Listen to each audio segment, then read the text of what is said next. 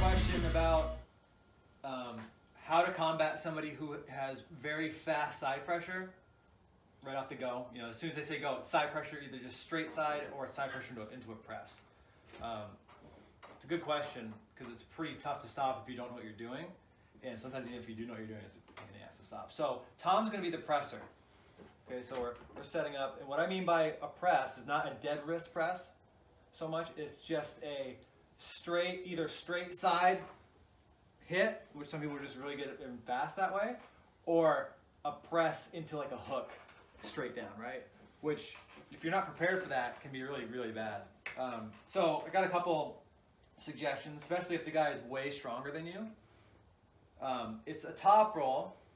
You want to top roll them, but you really don't want to pull straight back into them, because if I go to top roll straight back into Tom and he can press me, I'm in a really bad spot. I'm not going to recover from it. Like, he's going to be already pinning me by the time I make my adjustment into my hook, right?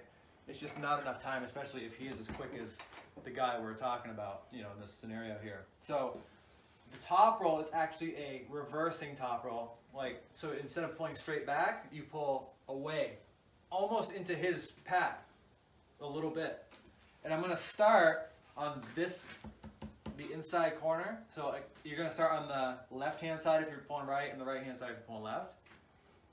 And really, this is, in a way, once the match stops, I want to get him outside of this groove.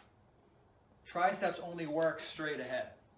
If I get outside my shoulder, my tricep doesn't work very well anymore. So I want to make sure that once that match says go, he doesn't have access to this tricep. So I'm going to stay on the inside here. And once he says go, I'm coming towards him this way slightly. So we're going to do it again. So ready, go. I come that way. I have fingertips.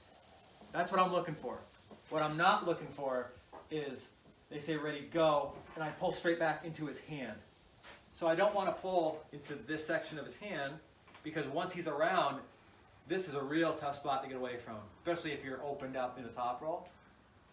So I want to, ready, go, get fingertips. Once I have that, we're good to go. Now, if the guy is super, super strong, the good news about starting up here is I have a lot of insurance coming back to this corner, which I might have to run away all the way to that side of the pad to make it so this guy doesn't pin me. So, ready, go. Tom gets me real close, but I'm still in it. My rotation is neutral. He's very flat. Once that match stops, if I have neutral rotation, I don't care if I'm a quarter inch above the pad. I can still have a chance to win that match.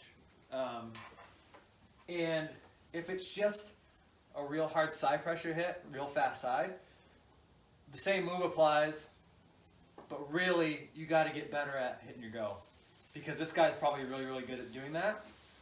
So you better go first. And the best way to go first is to practice goes. Suggest doing it at the end of practice so you're already dead and beat up and warm. Can't really hurt each other then. And another way to stop it, if you think you're pretty much as strong as the guy, he's just kind of hitting you off center, is really just trying to hit his wrist with your wrist right here. It's not exactly a pretty move, but if Tom has the ability to really shoot me straight into the pad, go ahead, really hard. If I am prepared to take that side pressure into my hand, as soon as they say go, I do it too. And we end up in this nice low hook. But now, at least, we're in the same position. I'm not fighting out of position. I'm fighting ready to go in the same position. I can at least fight now. And if he starts to get on top of it, I can make the adjustments to keep him away. Anytime you're in a hook, if there's a guy who is very, very good once he gets his shoulder behind it, my entire goal is to use this elbow pad to keep his fist away from the inside of his chest. I just don't want that. So if we're in a hook, nice even hook, and he starts to move onto his tricep, if I just stay there and let it happen, I'm probably not going to be able to dig him out of here anymore. So we're going to do the same thing, just go ahead and let him do an even hook right here. You start to get your shoulder on top, I move this away from his shoulder. If I have to come back up and get some more, he does the same thing again. I do the same thing again.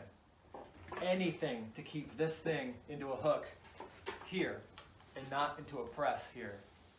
So hopefully that helps you. Yeah, run or don't. One of the two.